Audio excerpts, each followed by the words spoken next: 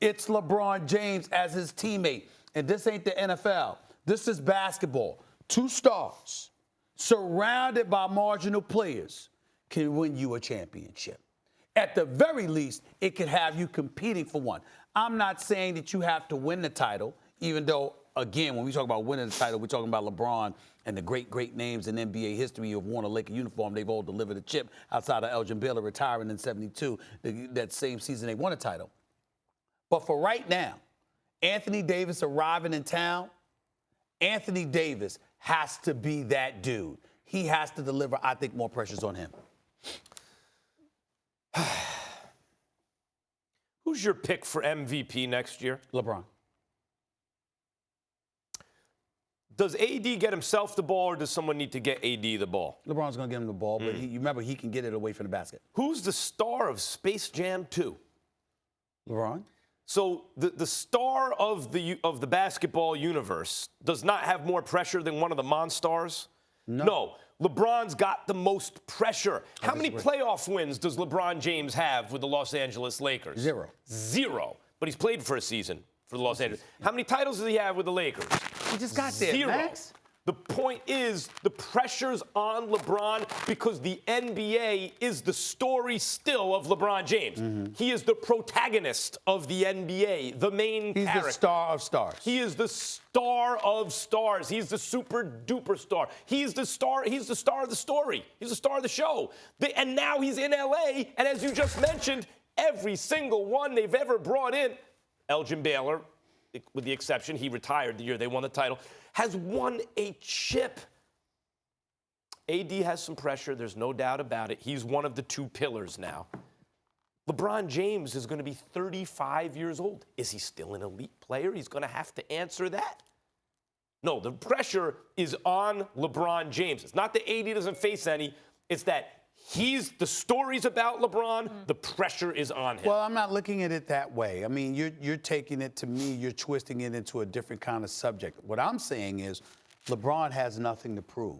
And the expectations that come along with LeBron James is because he's pretty much delivered on everything our expectations have put on his shoulders. The fact of the matter is the only manner in which LeBron James may have disappointed us in the vast majority of his career. I'm sorry, because my mic was falling off. No, they thought it was my hair, but I think it's yours. Let me tell you this right now. They could hear you without a mic. I agree, but I'm just saying she was looking at me, telling me to fix my mic. Okay, so I'm listening to him. I mean, Gifted. we all know who the Get Fashion Guru here is. Here's the deal.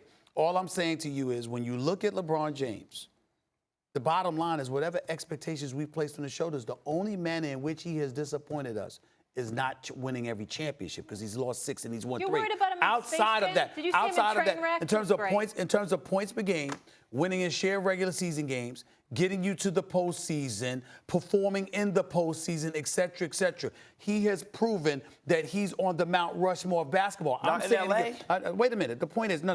You don't get to say that because the fact of the matter is he got hurt. If he hadn't got hurt, they would have been in the playoffs. The man averaged 27 a game But now. he did get hurt. They didn't get to the playoffs. But he averaged 27 a game. But what's that? Lakers fans don't care about that. No. The Laker fans, let me tell you something right now. The Laker fans want him to deliver the chip. With Anthony Davis, what we saying is what you bringing. We ain't questioning that about LeBron. We're questioning the championship with LeBron. With Anthony Davis, we saying what you got. In other words, you want the top 5 players in the world.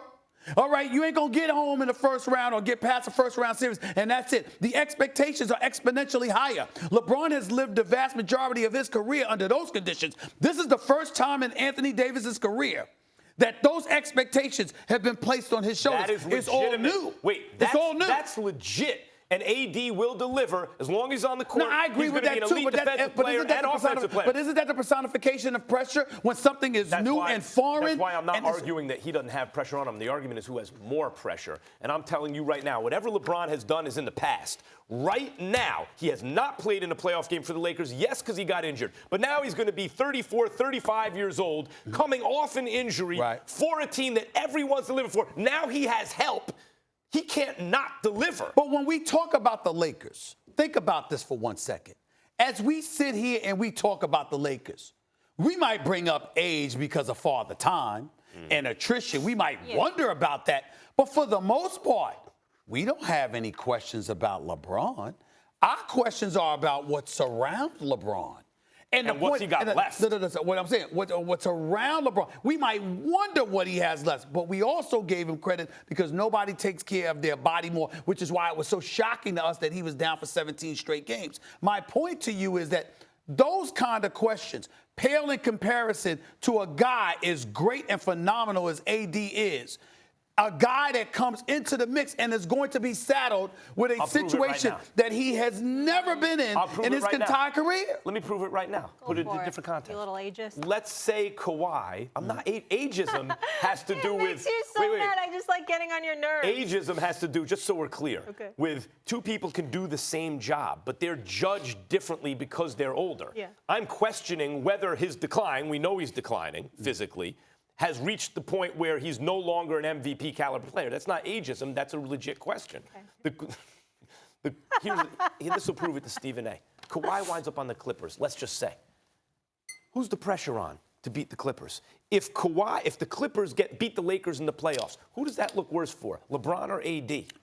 If Kawhi wound up on the Clippers and the Clippers took over L.A. because they got past the Lakers, who would that look worse for, LeBron or AD? Well, to me, my answer would be it depends on how they play. If LeBron is averaging 40 and all of a sudden the pressure and the bright lights, and I'm certainly not accusing this of happening because there's no way in hell it's going to happen because I think Anthony Davis is the real deal. But if LeBron averages 40 and the cats around him don't show up, let's say everyone. That's a problem. If everyone plays well and the Clippers get past the Lakers, the story is going to be Kawhi takes it from LeBron. There's no disputing that. That's the pressure's on LeBron. There's no disputing that. But my point is, to get to that point, cats got to show up, which is where the pressure lies. Because we don't expect that LeBron's won't. We expect him to. We hope for everybody else. To be continued. Thanks for watching ESPN on YouTube. For more sports, highlights, and analysis, be sure to download the ESPN app. And for live streaming sports and premium content, subscribe to ESPN Plus right now.